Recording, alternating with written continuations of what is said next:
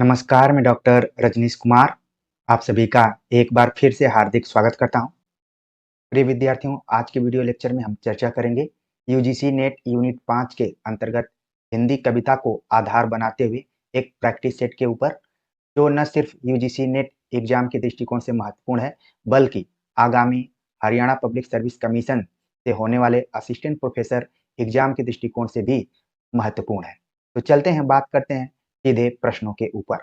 पहला प्रश्न आप यहाँ पर देख रहे हैं, पूछा गया है कि लोग कबीर आदि भक्तों को ज्ञानाश्रयी निर्गुणिया आदि कहते हैं।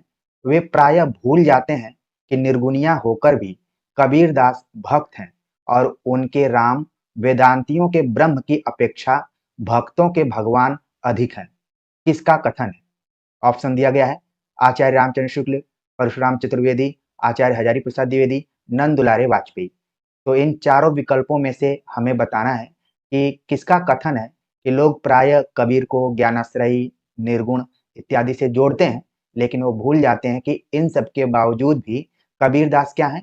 भक्त हैं और उनके जो राम हैं वो वेदांतियों के ब्रह्म की अपेक्षा भक्तों के भगवान हैं। ये बात किसने कही है? आपके दिमाग में इसका उत्तर जरूर आने लगा होगा। सही जवाब है ऑप्शन तीसरा, हजारी प्रसाद द्विवेदी ने कबीर नामक पुस्तक में कबीर का मूल्यांकन करते हुए इस बात को कहा है। अक्सर आप कबीर पर जब भी चर्चा करते हैं तो ये मुद्दा है कि कबीर समाज सुधारक थे, भक्त थे कि क्या थे, इसको लेकर काफी डिबेट रहा है। तो यहाँ पर आचार्य हजारी प्रसाद द्विवेदी ने उनको एक भक्त के रूप में माना है और जो कबीरदास के पदों में, दोहों में राम की चर्चा होती है, हजारी प्रसाद द्विवेदी का कहना है कि उनके राम उन वेदांतियों की तरह, यानी तुलसीदास के ब्रह्म, तुलसीदास ने जिस तरीके से राम का चित्रण किया है उसी तरीके से कबीरदास के राम भी भक्तों के भगवान अधिक लगते हैं। यानी कि जब भी राम की बात आती है तो जो भी भक्त हैं वो उसी तरीके से राम को देखते हैं जैसे कि सगुण के यहाँ पर देखा जाता है। तो कुल मिलाकर यहाँ पर इस कथन को हमें ध्यान में रखना है कि हजारी प्रसाद द्विवेदी ने इस बात को कहा है और कबीर के संदर्भ में कहा है। आगे बात करते हैं, अगला जो प्रश्न यहाँ पर पूछा जा रहा है कि असाध्य वीणा कविता में प्रियंबद ने किसको वीणा का रचयिता मानकर याद किया है? यहाँ पर ध्यान में रखना है, प्रियंबदा नहीं है बल्कि प्रियंबद है। ठीक है, केश कंबली प्रियंबद।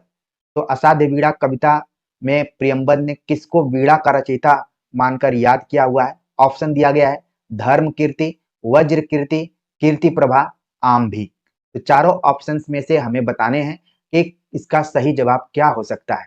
आपके मन मस्तिष्क में असाध्य वीणा कविता, जो कि लंबी कविता के श्रेणी में आती है, अज्ञेय द्वारा लिखी गई है और किससे प्रेरित होकर अज्ञेय ने लिखा है, ये सभी तथ्य आपके दिमाग में जरूर आ रहे होंगे। नहीं आ रहे होंगे तो एक बार इस पे आप गंभीरता से अपना दिमाग ले जाइए, क्योंकि हमने असाध्य वीणा की लाइन बाय लाइन व्याख्या की हुई है और इस चैनल पर वो व्याख्या मौजूद है और हमारी व्याख्या तो आप देखिए ही, साथ में यदि आप असाध्य वीणा कविता को अज्ञेय की आवाज में सुनना चाहते हैं तो यूट्यूब पर अज्ञेय की आवाज में भी ये कविता अपलोडेड है, आप समय निकाल कर जरूर देखिए, क्योंकि जिस कवि ने इस कविता को लिखा है अगर उसकी आवाज में आप सुनेंगे तो एक अलग तरीके से आपका जुड़ाव होगा।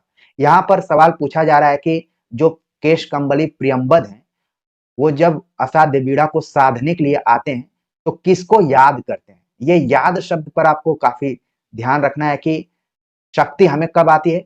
जिस पावरफुल व्यक्ति को हम याद करते हैं, जो उस चीज का प्रणेता है, अगर हम उस चीज को याद कर लेते हैं या फिर उनको समझ लेते हैं तो कोई भी चीज असाध्य नहीं हो सकती है, साध्य हो जाती है। तो प्रियंबद ने भी यही काम किया। आपने जब कविता पढ़ी होगी तो वहां पर कुछ पंक्तियां आती हैं जिसमें है कि वज्र कीर्ति ने मंत्र पूत जिस अति प्राचीन किरीट तरु से इसे गढ़ा था। तो ये पंक्ति यहाँ पर आती है।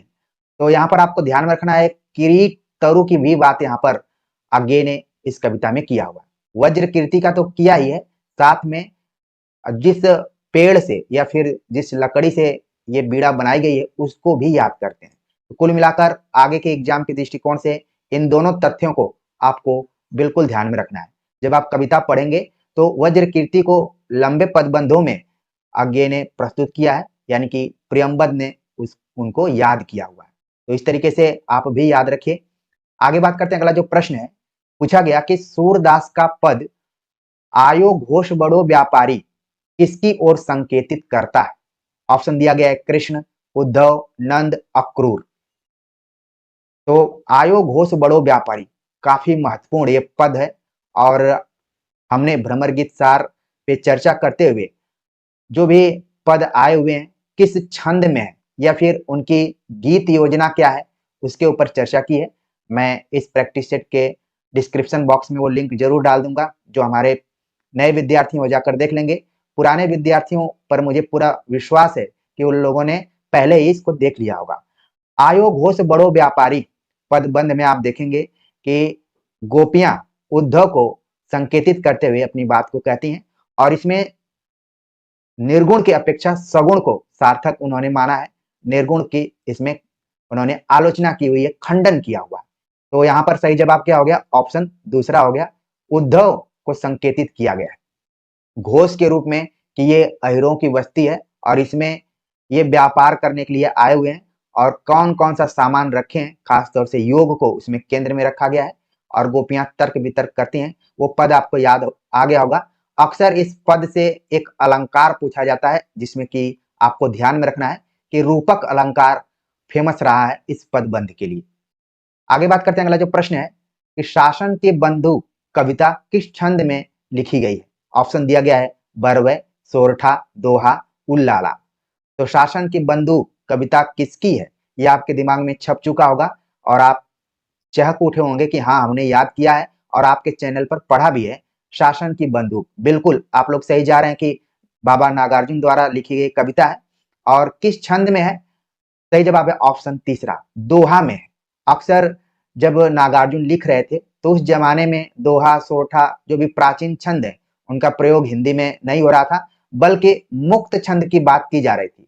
लेकिन आप जानते हैं कि नागार्जुन ने इस परंपरा को भी तोड़ कर रख दिया है। उनकी कविताएं आप देखेंगे तो कई बार तो उसमें इतनी लयमकता है कि आप पढ़ते पढ़ते भाव विभोर हो जाएंगे। आप शासन की बंदूक कविता तो पढ़े ही होंगे। एक इनकी कविता मंत्र से जुड़ी हुई कविता है। आप जब उसको पढ़ेंगे तो आपका शरीर पूरा झंझना उठेगा। यानी कि आधुनिक काल में नागार्जुन ने कुछ ऐसी रचनाएं की हैं जिनको कि छंदों में रखा जा सकता है। उसी में से एक कविता है शासन की बंदूक। आगे बात करते हैं, अगला जो प्रश्न है आप इस प्रश्न को देखेंगे तो आपको लगेगा कि हमने इससे पहले किसी प्रैक्टिस सेट में इस क्वेश्चन को देखा हुआ है, लेकिन इसी क्वेश्चन को थोड़ा सा बढ़ा दिया गया है। कैसे बढ़ाया गया है आप कैच करेंगे। सुनी है कै नाही अप्रकट कहावती, जू काहू कल पाए है, सु कै कल पाए है। घनानंद के इस पंक्ति में कौन सा अलंकार है? ऑप्शन दिया गया संदेह, भ्रांतिमान, यमक, श्लेष अलंकार। इससे पहले भी ये प्रश्न पूछा जा चुका था, बस इतना दूर इस पंक्ति को उठाया गया था, और मेन जो अलंकार पूछने का उद्देश्य है इतना ही दूर है। ये जो शब्द आया हुआ है काहू कल पाए है, सो कै कल पाए है, ठीक है। उस प्रैक्टिस सेट में हमने बताया था कि दो शब्द हैं, लेकिन यहाँ पर आप देखेंगे कि तीन शब्द आपस में मिले हुए हैं। कल पाए है और कल फिर पाए फिर है। उसमें हमने कल का अर्थ बताया हुआ था सुकून देना। आमतौर पर आप पूर्वांचल इलाके में देखेंगे सुकून को भी लोग बोलते हैं आजकल मुझे कल नहीं मिल रहा है, मतलब सुकून नहीं मिल रहा है। जब कोई आराम करता है तो उसको कल शब्द के रूप में प्रयुक्त करता है। तो हिंदी की खूबसूरती है कि एक तो कल का मतलब होता है बीता हुआ कल, और एक है आने वाला कल, और एक यहाँ पर कल सुकून के अर्थ में। और कई जगहों पे कल शब्द का प्रयोग जो हैंड पाइप होती है उसके लिए भी प्रयुक्त किया जाता है। आप सभी कमेंट्स कर सकते हैं कि ये कल, इसीलिए कल कारखाने शब्द का प्रयोग किया जाता है, आपने देखा होगा। तो इन कविताओं के माध्यम से शब्दों को भी थोड़ा सा आपको ध्यान में रखना पड़ेगा। यहाँ पर देखिए घनानंद की जो पंक्ति है कल्पाय है, पर एक जगह है कि किसी को प्रताड़ित करना। अगर कोई किसी को प्रताड़ित कर रहा है तो कल्पाय, कहाँ उसको सुकून मिलेगा। कल्पाय से शब्द बना हुआ है कल्पना। कल्पना मतलब जिसको बोलते हैं कि वो फला काम करते हुए कलप रहे हैं, मतलब कि दुख भोग रहे हैं। यानी जब आप दर्द में रहते हैं, वेदना में रहते हैं, तो उसको बोलते हैं कल्पना, ठीक है, या फिर कल्प रहे हैं, इस टाइप से। तो घनानंद की पंक्ति, इसमें अलंकार कौन सा है? इसमें वही है कि किसी भी पंक्ति में दो या दो से अधिक बार कोई शब्द आए और उसका अर्थ अलग अलग हो जाए तो वहां पर यमक अलंकार होता है।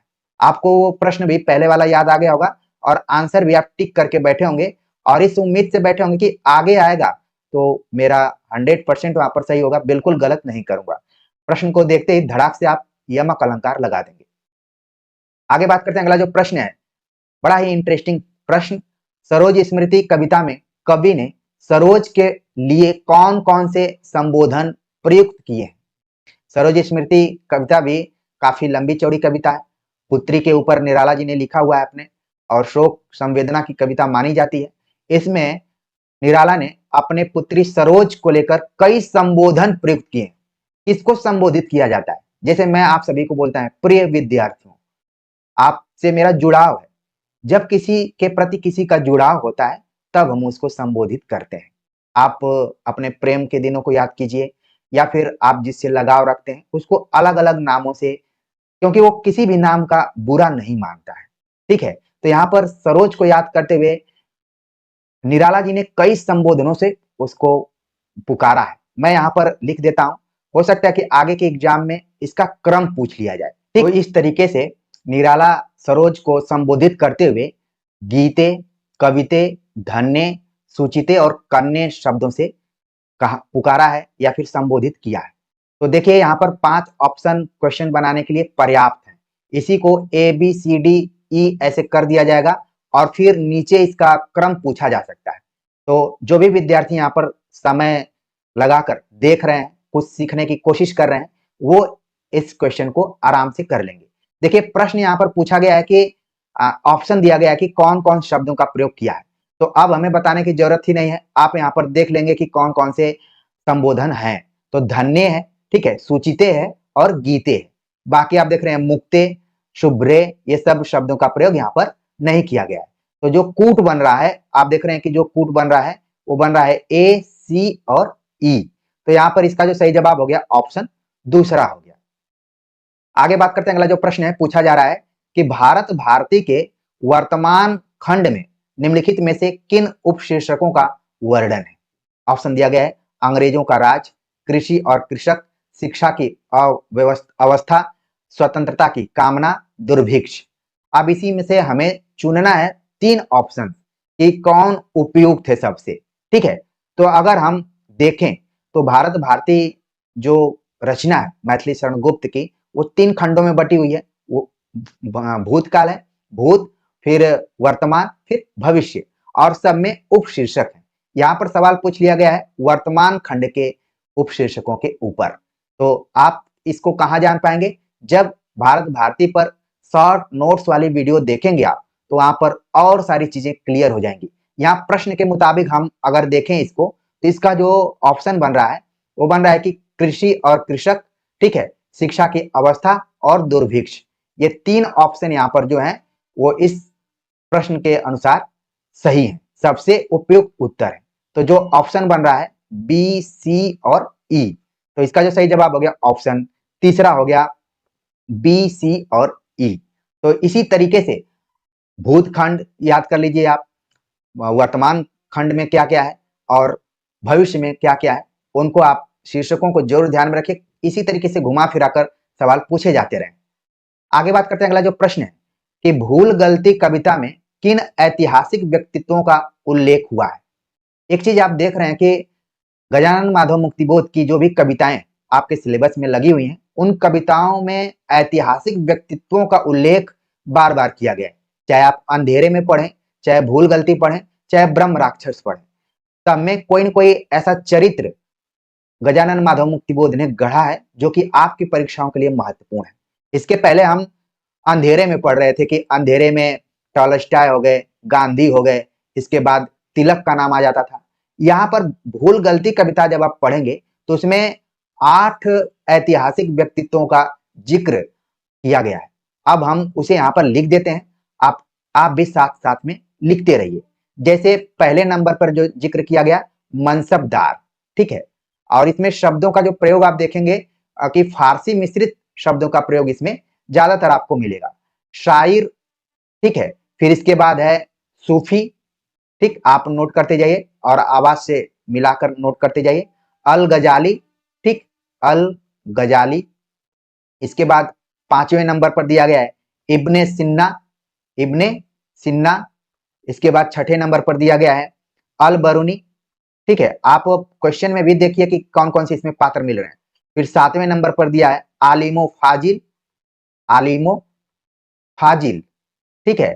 फिर इसके बाद जो नाम दिया गया है सिपह सलार, ठीक है, सिपह सालार।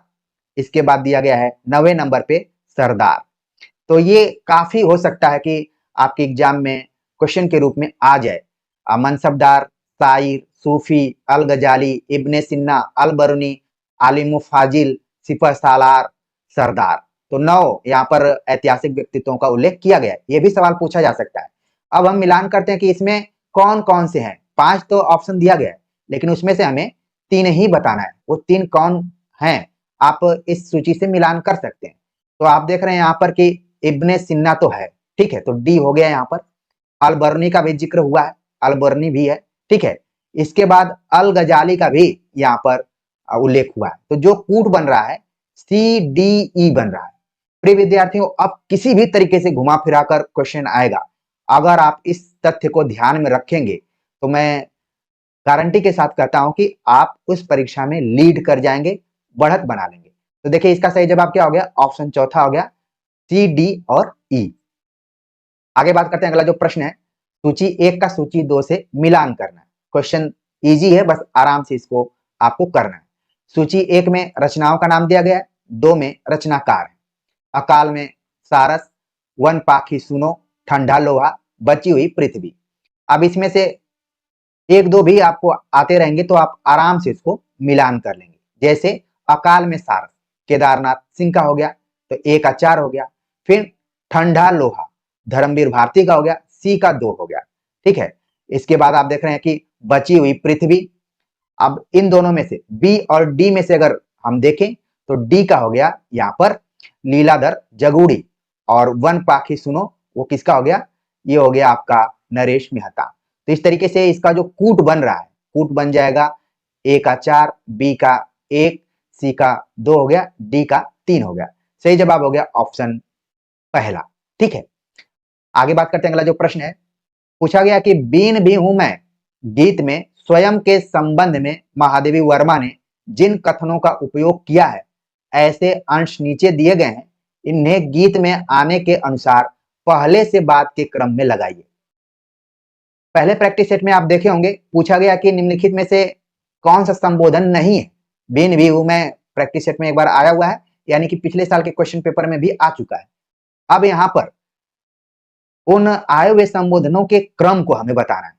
इसी संभावना को ध्यान में रखते हुए हमने ऊपर मुक्तिबोध की कविता में या फिर और जो हमने जोर दिया है ऊपर की कविताओं में कि ये क्रम पूछे जा सकते हैं, आप जरूर ध्यान में रखिए। जैसे सरोज स्मृति के लिए मैंने जोर दिया कि क्या क्या संबोधन है, उसका क्रम पूछा जा सकता है। यहाँ पर भी क्रम को पूछा जा सकता है। अब यहाँ पर देखिए, बीन भी हूं मैं तुम्हारी रागिनी भी हूं, इसमें हमें क्रम बताना है कि आखिरकार पहले दूसरे 5वें नंबर पे कौन है, और इसमें संयोग से 5 संबोधन ही, ठीक है। तो आप देखेंगे कि स्मित की चांदनी, कुलहीन प्रवाहिनी, सुनहली दामिनी, अखंड सुहागिनी, तुम्हारी रागिनी। अब इसमें से हमें बताना है, एक तो पहली पंक्ति है, इसीलिए देखिए पंक्ति को काट दिया। जो पेपर बनाने वाला है वो कितना चतुर है, ठीक है। बीन भी हूं मैं तुम्हारी रागिनी भी, अगर आप सिलेबस देखेंगे तो पूरा दिया है, लेकिन क्वेश्चन बनाना है तो वहां से कट कर दिया है उन विद्यार्थियों के लिए जो वन लाइनर किताबों को पढ़ते हुए आंख बंद करके सीधे एग्जाम हॉल में पहुंच जाते हैं। लेकिन हमारे विद्यार्थी वैसे नहीं है। यहाँ पर बीन भी हूं मैं तुम्हारी रागिनी भी पहले नंबर पर आ गया, ठीक है। आप देख रहे हैं ई कई जगहों पर पहले नंबर पर। फिर इसके बाद जो पंक्ति यहाँ पर आ रही है वो है कुलहीन प्रवाहिनी, दूसरे नंबर पर हो गया, ठीक। इसके बाद आप देख रहे हैं कि दूसरे नंबर पर बी हो गया, यानी कि पहला ऑप्शन जो हो रहा है वो सही होने की स्थिति में। अब हम मिलान ही कर लेते हैं। फिर अखंड सुहागिनी आ रहा है तीसरे नंबर पे, फिर चौथे नंबर पे आ रहा है सुनहली दामिनी, और 5वें नंबर पे आ रहा है आपका स्मित की चांदनी। हमने पिछले प्रैक्टिस सेट में बताया था कि इसमें से कौन नहीं है, वहां पर कुछ और लिख दिया गया था, हमने स्मित पे जोर दिया था, आपको याद आ गया होगा। आपको नहीं याद होगा लेकिन मुझे याद है कि हाँ हमने बताया हुआ है। क्योंकि हमारा आप लोगों से बड़ा ही आत्मीय संबंध है, इसलिए चीजें हमेशा याद रहती हैं कि कब कहाँ मैंने बताया हुआ है। अब देखिए इसका क्रम देखने से सही जवाब क्या हो गया, ऑप्शन पहला हो गया। तो ऐसा नहीं है कि आप एक झटके में इसको याद कर लेंगे, आपको कुछ देर तक चिंतन मनन करना पड़ेगा कि तुम्हारी रागिनी हो गया पहले नंबर पे, कुलहीन प्रवाहिनी, फिर अखंड सुहागिनी, फिर सुनहली दामिनी, फिर स्मित की चांदनी। इसके लिए आप कोई फॉर्मूला भी बना सकते हैं, लेकिन याद करेंगे तो ज्यादा बेहतर रहेगा। आगे बात करते हैं, अगला जो प्रश्न है पूछा गया कि नीचे दो कथन दिए गए हैं, उसमें से हमें बताना है कौन सही है और कौन सा गलत है। कथन एक है कि साकेत के वियोग वर्णन के भीतर कवि ने पुरानी पद्धति के अलंकारिक चमत्कारपूर्ण पद्य तथा आजकल की नई रंगत की वेदना लाक्षणिक व्यक्तित्व वाले गीत दोनों रखे हैं। दूसरा कथन है कि प्रेम के शुभ प्रभाव से उर्मिला की हृदय की उदारता का और भी प्रसार हो गया है, वियोग की दशा में प्रिय लक्ष्मण के गौरव की भावना उसे संभाले हुए। अब इन दोनों कथनों में से हमें सही कथन चुनना है। तो जब आप साकेत महाकाव्य पढ़ेंगे मैथिली शरण गुप्त का, तो आपको ये महसूस होगा कि ये दोनों कथन क्या है, बिल्कुल सत्य है। सही जवाब हो गया ऑप्शन पहला कि दोनों कथन सही हैं कि साकेत के वियोग वर्णन के भीतर कवि ने पुरानी पद्धति के अलंकारिक चमत्कारपूर्ण पदों को तो अपनाया ही है, साथ में आजकल की नई रंगत की वेदना को लाक्षणिक, क्योंकि वो दौर है, प्रिय विद्यार्थियों, वो दौर है कि जब इस कविता को लिख रहे थे तो वो द्विवेदी युग नहीं था बल्कि छायावाद का। आप ध्यान रखिए, आप तुरंत कोरिलेट कर लिए होंगे, जी सर बिल्कुल आप कह रहे हैं। और छायावाद के जो खास विशेषता रही है वो लाक्षणिक शैली रही है। अब वो लोग सीधे सीधे कोई बात नहीं करते थे, बल्कि उनकी बातों में मुख्य अर्थ में बाधा उत्पन्न होती थी, इसीलिए उसको छाया भी कहा गया कि सीधे सीधे न करके वो किसी की छाया प्रतीत हो रही है। तो इसका प्रभाव साकेत के ऊपर भी पड़ा। और यहाँ पर जो दूसरा कथन है कि उर्मिला के हृदय की उदारता का और प्रसार हो गया है प्रेम के वजह से, प्रेम दोनों ओर पलता है, और इस वियोग की स्थिति में अपने प्रिय लक्ष्मण की गौरव की भावना उसको संभाल कर रखी हुई है उर्मिला को। 14 वर्ष कोई स्त्री शादीशुदा होते हुए भी अपने पति से कैसे दूर रह रही है, कोई तो चीज होगी जो उसको कनेक्ट की होगी। अब वो विद्यार्थी ज्यादा से समझ पाएंगे जिनके घर वाले कहीं दुबई मुंबई या फिर परदेश रहते होंगे। अब बाकी जो लोग साथ में हो तो इस चीज को उतना नहीं समझ पाते हैं, लेकिन आप ध्यान रखिए, बस कहने की बात थी, समझाने का एक प्रयास था। तो दोनों कथन क्या हो गए, यहाँ पर सही हो गए।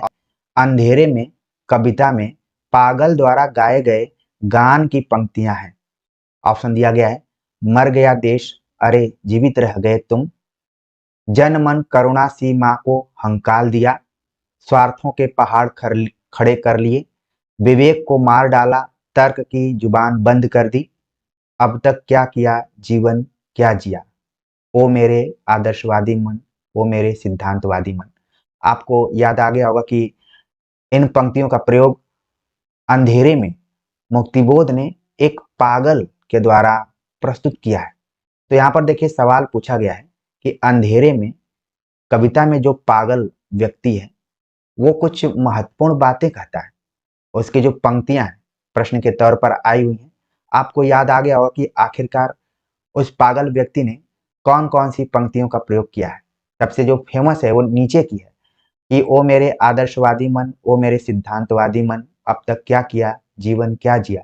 ये पंक्ति तो एकदम 100% है यहाँ पर। इसके अतिरिक्त उसी प्रसंग में आपने देखा होगा, पढ़ा होगा कि मर गया देश अरे जीवित रह गए तुम, ये भी यहाँ पर पंक्ति ली गई है। और फिर इसके बाद है कि जन मन करुणा सीमा को हंकाल दिया। तो इस तरीके से जो कूट बन रहा है यहाँ पर ए बी और ई जो ऑप्शन है यहाँ पर सही उत्तर का जो चयन करना था उस कूट के अंतर्गत आ रहा है। नीचे जो यहाँ पर दिया गया है सही जवाब हो गया ऑप्शन पहला, ए बी और ई। यानी कि जो पागल द्वारा गाया गया गान है उसमें क्या है कि मर गया देश अरे जीवित रह गए तुम, जन मन करुणा सी माँ को हंकाल दिया, और अब तक क्या किया जीवन क्या जिया। ये जो तीनों पंक्तियां हैं ये उस पागल व्यक्ति द्वारा गाई गई हैं। आगे बात करते हैं, अगला जो प्रश्न है यहाँ पर पूछा गया कि प्रिय प्रवास का प्रथम सर्ग एक ही छंद में रचा गया है, यह छंद है शार्दुल विकृत छंद, द्रुत विलंबित छंद, मंदाक्रांता छंद, वसंत तिलका छंद। तो जितने भी छंदों का नाम लिया गया है ये सभी छंद संस्कृत, जो प्योर तरीके की संस्कृत है उसके छंद हैं। जब हम हिंदी के छंदों की बात करते हैं तो इसमें दोहा, सोरठा, चौपाई, इस तरीके के छंदों का प्रयोग किया जाता है। लेकिन यहाँ पर आप देख रहे हैं कि जितने भी नाम दिए गए हैं सभी संस्कृत के छंद हैं। वैसे भी प्रिय प्रवास पर हम चर्चा करते हुए आप सभी को विशेष सावधान किए थे इसकी भूमिका पर बात करते हुए कि प्रिय प्रवास में जो प्रथम सर्ग है, वैसे तो इसमें कुल 17 सर्ग है, आपके दिमाग में जरूर आना चाहिए कब इसका प्रकाशन हुआ है, ठीक है, कौन कौन से इसके पात्र हैं, ये सब आना चाहिए क्योंकि बदलते हुए पैटर्न में इस तरीके से सवाल पूछे जा रहे हैं। अब प्रिय प्रवास के लिए एक शब्द प्रयोग किया जाता है कि वर्ण वृत्त पर आधारित है, ठीक है। इसमें जो वर्ण वृत्त है वो है द्रुत विलंबित छंद। जब आप प्रिय प्रवास के प्रथम सर्गों को पढ़ेंगे, ठीक है, तो इसमें द्रुत विलंबित छंद है जिसमें माना जाता है कि 12 वर्णों के बाद यति यानी कि थोड़ा सा ठहराव लिया जाता है, जिसको कि मैं कॉमा शब्द का प्रयोग करूं तो ज्यादा बेहतर रहेगा। तो प्रिय प्रवास का जो प्रथम सर्ग है ये किस छंद में लिखा गया है? द्रुत विलंबित छंद में लिखा गया है। और एक जो शब्द हमने यूज किया खास तौर से ये प्रिय प्रवास के लिए हमेशा प्रयोग में आता है और परीक्षाओं में पिछले साल के क्वेश्चन पेपर में आप जरूर देखे होंगे कि कई बार पूछा जाता है। आगे बात करते हैं, अगला जो प्रश्न है कि लख कर अनर्थ आर्थिक पद पर हारता रहा मैं स्वार्थ समर। इस पंक्तियों में मैं का अर्थ है, मैं किसके लिए आया हुआ है? ऑप्शन दिया गया है निराला, राम, मनु, पुरुरवा। तो देखिए ऑप्शन में जितने भी नाम हैं आपके पाठ्यक्रम के किसी न किसी कविता से जुड़े हुए हैं, ठीक है। तो लख कर अनर्थ आर्थिक पथ पर हारता रहा मैं स्वार्थ समर, इस पंक्ति में जो मैं शब्द आया हुआ है इसका किसके लिए प्रयोग है हमें बताना है। तो जब आप कविताओं को अच्छे से पढ़े रहेंगे तभी आप इस प्रश्न का जवाब दे पाएंगे, ठीक है। वैसे तुक्का का तो कोई जवाब नहीं है, फिर भी इसका जो सही जवाब है यहाँ पर निराला के लिए शब्द आया हुआ है। और ये जो कविता है वो है सरोज स्मृति, जो कि निराला ने अपनी पुत्री के शोक पर लिखा हुआ था, इसलिए इस कविता को हम शोक गीत के तौर पर भी जानते हैं। अब इसका प्रकाशन कब हुआ था, कौन कौन सी प्रमुख पंक्तियां हैं और किन किन का उल्लेख निराला ने किया, इसमें कहा जाता है कि निराला के पूरे जो संघर्ष के दिन थे इस कविता में दिखाई पड़ते हैं। न सिर्फ उन्होंने इसमें सरोज को याद किया है बल्कि उनके साथ जो भी साहित्यिक, सामाजिक, राजनीतिक घटनाएं हुई हैं उनका जिक्र इस पूरी कविता में किया गया है। हमने इस कविता पर शॉर्ट नोट्स चैनल पर बहुत पहले आप सभी को दिया था। जो हमारे पुराने विद्यार्थी होंगे वो बिल्कुल सहमत होंगे कि जी सर हमने इस प्रैक्टिस सेट के पहले ही इसको पढ़ लिया था और आपने महत्वपूर्ण पंक्तियों के बारे में भी बताया था। तो जो नए विद्यार्थी हैं वो उनसे आग्रह करबद्ध निवेदन है कि वो जाकर दोबारा सरोज स्मृति के शॉर्ट नोट्स को जरूर देखें। खासतौर से जितनी भी कविताएं हैं और आपके पाठ्यक्रम पर आधारित जो भी इकाइयां हैं सब पर हमने शॉर्ट नोट्स बनाया हुआ है, आप जाकर देखिए। पीडीएफ जैसा कि आप जानते हैं मैं नहीं देता हूं, आगे हो सकता है मन बदलेगा तो जरूर देंगे, लेकिन मेरी कोशिश है कि आप मेरे साथ उंगली पकड़कर चलें तो ज्यादा बेहतर रहेगा।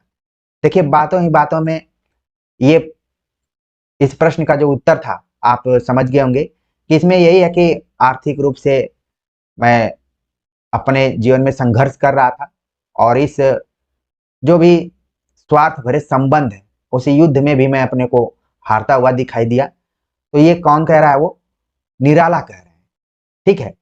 तो सही जवाब हो गया ऑप्शन पहला। आगे बात करते हैं, अगला जो प्रश्न है इस प्रश्न में जो भी और भी आए हुए हैं जैसे कि राम आए हैं तो राम की शक्ति पूजा के हो गए, मनु कामायनी से जुड़े हुए हैं, पुरुरवा उर्वशी से जुड़े हुए हैं। तो इस तरीके से आप अपने दिमाग में जरूर रखिए कि कौन सा पात्र किस कविता से जुड़ा हुआ है। अगला प्रश्न है मुझे अपनी कविताओं के लिए दूसरे प्रजातंत्र की तलाश है, यह कथन किस कविता में? ऑप्शन दिया गया नक्सलबाड़ी, मोचीराम, अकाल दर्शन, पटकथा। तो कविताओं के नाम को देखते हुए आपके मन मस्तिष्क में एक कवि का नाम जरूर आ रहा होगा कि ये उनका काव्य संग्रह है। इसके पहले हमने जो प्रैक्टिस सेट किया था उसमें एक प्रश्न आया हुआ था इन्हीं तीनों से, आपको याद आ गया होगा कि जी बिल्कुल आप सही कह रहे हैं, कि नक्सलबाड़ी, मोचीराम, अकाल दर्शन जो कविताएं हैं, वहां पर बताया गया था कि धूमिल की कविताएं हैं, लेकिन पूछा गया था कि किस काव्य संग्रह में संकलित है। आपको प्रश्न याद आ गया होगा और आंसर भी याद आ गया होगा। लेकिन देखिए यहाँ पर कैसे प्रश्न बदल गया। एक वाक्य दे दिया गया है और पूछा गया कि ये किस कविता से है। मुझे अपनी कविताओं के लिए दूसरे प्रजातंत्र की तलाश है। तो इसका जिक्र किस कविता में किया गया है? जो भी ऑप्शन दिए गए हैं इसमें इसका जो सही जवाब है ऑप्शन पहला, नक्सलबाड़ी कविता में इस बात को धूमिल ने कहा है। ठीक है, अक्सर धूमिल की कविताओं में आप देखेंगे तो प्रजातंत्र की बात होती है, संसद की बात होती है, इस तरीके से होती है। जो भी हाशिए पर चीजें हैं, कोशिश किया है धूमिल ने उसको कविता का विषय बनाने के लिए। ठीक है, आगे बात करते हैं। अगला जो प्रश्न यहाँ पर पूछा जा रहा है कि निम्नांकित कविताओं को रचना काल, प्रथम प्रकाशन वर्ष के आधार पर पहले से बाद के क्रम में लगाइए। फिर से यहाँ पर सवाल पूछ लिया गया पहले से बाद के क्रम में। तो अभ्यास करते करते आप उस ट्रिक को समझ पाएंगे कि प्रश्न केवल लंबा चौड़ा बनाया गया है, लेकिन जब हमें प्रकाशन वर्ष याद रहेंगे तो किसी तरीके से कान इधर से पकड़ा जाए चाहे घुमाकर पकड़ा जाए, आप पकड़ने में सक्षम हो जाएंगे। बस आपको जरूरत क्या है? प्रकाशन वर्ष आपको याद होना चाहिए। तो मान लीजिए यहाँ पर हमें याद है कि असाध्य वीणा जो 1961 में प्रकाशित हुई, परिवर्तन 1924 में, कुकुरमुत्ता 1942 में, मोचीराम 1972 में, अंधेरे में 1964 में। हमने तो लिख लिया, आप भी अपने कॉपी पर जरूर इसको नोट कीजिए। प्रिय विद्यार्थियों, हजारों रुपए कोचिंग में देकर ही आप सिलेक्ट नहीं हो सकते हैं जब तक आपके अंदर से आवाज नहीं आएगी कि हमें इस चीज को पाना है। ठीक है ना? तो यहाँ पर जुड़े हुए हैं तो आपको कॉपी कलम लेकर बैठना पड़ेगा और कुछ कुछ नोट करना पड़ेगा। पीडीएफ तो आपको ढेर सारी मिल जाएंगी, नोट्स भी मिल जाएंगे, सब कुछ, लेकिन जो मैं आपके साथ कदम से कदम चल रहा हूँ वो शायद नहीं मिलेगा। तो देखिए, बातों ही बातों में आपने असाध्य वीणा, परिवर्तन, कुकुरमुत्ता, मोचीराम, अंधेरे में कविताओं के प्रकाशन वर्ष को देख लिया होगा। ठीक है, अब हमें क्या करना है? सही क्रम को करना है। सही उत्तर इसका क्या हो सकता है? यहाँ पर अलग अलग ढंग से क्रम दिए गए हैं। ठीक है, तो हम यहाँ पर देखते हैं कि सबसे पहले बी आएगा 1924, फिर इसके बाद आएगा आपका सी आ जाएगा कुकुरमुत्ता। ठीक है, इसके बाद ए आ जाएगा, फिर इसके बाद ई आ जाएगा, फिर आ जाएगा सबसे अंत में डी। बी सी ए ई डी। अब हम देखते हैं कि बी सी ए ई डी आ रहा है, ऑप्शन पहला इसका सही जवाब हो गया। मान लीजिए यही प्रश्न ऐसे आता, इसके बाद परिवर्तन हो जाता, ऐसे ऐसे आ जाता अगर सीधे क्रम में, तो क्या ये पुराना पैटर्न आपके काम में नहीं आता? बिल्कुल आता। तो इसलिए पुराने पैटर्न और नए पैटर्न को बिल्कुल आप मत ध्यान में रखिए। आप अपने बेसिक चीजों को कंप्लीट करने की कोशिश कीजिए, उसको अपने दिनचर्या में लाने का प्रयास कीजिए, क्योंकि परीक्षा तक आपको रचनाओं के प्रकाशन वर्ष को याद करने ही पड़ेंगे। कितना भी कठिन हो, लेकिन थोड़ा सा आपको समय देकर याद करना पड़ेगा। ठीक है, तो देखिए ऐसे ही प्रश्नों को हल करना है। और जो भी प्रैक्टिस सेट में डालता हूँ, वैसे भी ये तो एकदम से यूजीसी नेट के क्वेश्चन पेपर ही हमने यहाँ पर रखे हुए हैं, वैसे भी अगर मैं क्वेश्चन पेपर डालता हूँ तो ये मानकर चलिए कि आपके लिए ये बहुत ही महत्वपूर्ण उद्देश्य से रखा गया होगा, इसीलिए यहाँ पर सर ने डाला। इतना तो विश्वास आपको करना पड़ेगा। आपको वो सब दिमाग में निकालना पड़ेगा कि सर व्यूज के लिए डाल रहे हैं या फिर पैसा कमाने के लिए डाल रहे हैं। ये सब सारी चीजों से आपको ऊपर उठना पड़ेगा। अगर पैसा ही कमाना रहता तो प्रिय विद्यार्थियों, मैं रोज कोर्स लॉन्च करता और टीचर्स को खोजता, टीम बनाता, लेकिन मेरा ये सब कोई उद्देश्य नहीं है। आप लोगों को सफल बनाना मेरा उद्देश्य है, इसलिए आप चीजों को समझिए, भावनाओं को समझिए। अगला प्रश्न है कि चंचल किशोर सुंदरता की करती रहती रखवाली, मैं वह हल्की सी मसलन जो बनती कानों की लाली। यह किसका संवाद है? ऑप्शन दिया गया चिंता, ईड़ा, श्रद्धा, लज्जा। एक तो सवाल पूछा जा सकता था कि यह संवाद किस रचना से लिया गया है, तो आप ध्यान में रखिए कि कामायनी से। अब यहाँ पर पूछा गया कि यह संवाद किसका है, तो यहाँ पर सर्गों का नाम दे दिया गया है। ठीक है, अब हमें बताना है कि आखिरकार किस सर्ग में बात कही गई है। आपके पाठ्यक्रम में 3 सर्ग लगे हुए हैं, जिनको कि याद करने का हमने ट्रिक बताया था कि 369 याद कर लीजिए और जीवन भर याद रखेंगे, जिसमें तीसरे नंबर पर श्रद्धा है, यहाँ पर मुझे लिखने की जरूरत ही नहीं है। फिर छठवें नंबर पे लज्जा है और 9वें नंबर पे ईड़ा है, ठीक है। और चिंता को तो बताने की जरूरत ही नहीं है, यहीं से शुरुआत होती है। तो कुल मिलाकर इस प्रश्न के बहाने आप देख रहे हैं कि जो सर्गों का क्रम है, कामायनी में जो 15 सर्ग हैं और विकल्प में जो सर्ग दिए गए हैं, इनके सर्गों का क्रम आप याद रख लेंगे। खासतौर से 369 को तो बिल्कुल याद रखिए कि श्रद्धा, फिर लज्जा, फिर ईड़ा, ठीक है। और अब अपने अपने ढंग से लोग याद करते हैं, लेकिन ये भी ट्रिक आप आजमा सकते हैं याद करने के लिए। अब ये जो कथन दिया गया है, संवाद दिया गया है कि चंचल किशोर सुंदरता की करती रहती रखवाली, मैं वह हल्की सी मसलन हूं जो बनती कानों की लाली। तो सही जवाब है ऑप्शन चौथा कि लज्जा द्वारा ये बात कही गई है, ठीक है। और यहाँ पर पूछा जा सकता था कि मैं किसके लिए आया हुआ है, तो लज्जा के लिए यहाँ पर आया है, इस एंगल से भी आप देख सकते हैं। अगला प्रश्न यहाँ पर पूछा जा रहा है कि कबीर का घर शिखर पर जहां सिलहली गैल, इस वाक्यांश में सिलहली शब्द का क्या अर्थ है। आप देख रहे हैं कि लगातार कबीर के पदों को ध्यान में रखते हुए कुछ विशेष शब्दों से सवाल पूछे जा रहे हैं, उनके अर्थ पूछे जा रहे हैं। यहाँ पर पूछ लिया गया सिलहली। इसके पहले हमने प्रैक्टिस सेट में देखा था कि बाजंतरी शब्द का प्रयोग पूछा गया था। तो सिलहली का मतलब क्या है? ऑप्शन दिया गया है कि हिलती हुई सिल, फिसलने लायक, प्रकाश युक्त, सुनहरी। तो कबीर का घर शिखर पर जहां सिलहली गैल, चींटी। आपने देखा होगा, शायद आपके पास इतना वक्त है कि नहीं, कई बार बरसात के मौसम में चींटियां जो होती हैं वो लाइन बनाकर ऐसे ऐसे चलती हैं। बचपन के दिनों में हम लोग काफी इसको ध्यान से देखते थे, क्योंकि उस जमाने में इतना तनाव नहीं हुआ करते थे कि एग्जाम देना है, क्या करना है। तो चींटियां जो थी वो ऊंचाई पर कितना भी ऊंची कोई चीज हो चढ़ जाती थी उस पर, ठीक है। लेकिन यहाँ पर बताया गया कबीर का घर इतनी ऊंचाई पर है कि वहां पर सिलहली, वहां पर फिसलने लायक है। चींटियां अगर चढ़ने का प्रयास करते हैं वो भी फिसल कर गिर जाती हैं। तो सिलहली का अर्थ यहाँ पर है फिसलने लायक। सही जवाब हो गया ऑप्शन दूसरा। आगे बात करते हैं, अगला जो प्रश्न है पूछा है कि नागमती वियोग खंड में नागमती की विरह व्यथा की अभिव्यक्ति के लिए जायसी द्वारा रचित पंक्तियां हैं। ऑप्शन दिए गए हैं, 5 ऑप्शन है। घरी घरी जीव आवे, घरी घरी जीव जाए, पाहन जरी है वही है सब चूना, रकत आस घुघुची बन बोई, हृदय पैठ विरह कटनसा, सहस सहस दुख एक एक सासा। नीचे दिए गए विकल्पों में से हमें सही का चयन करना है, ठीक है। तो जायसी ने नागमती वियोग खंड के अंतर्गत जो नागमती की विरह व्यथा को अभिव्यक्त करने के लिए, प्रस्तुत करने के लिए जिन भी पंक्तियों का प्रयोग किया है, उसमें से जो यहाँ पर सही ऑप्शन है कि इसमें जो दिया गया है कि रकत आंसू घुघुची बन बोई, ये पंक्ति है नागमती की विरह व्यथा के लिए। फिर है हृदय पैठ विरह कटनसा, ये भी पंक्ति उसी के लिए है। और है सहस सहस दुख एक एक सांसा।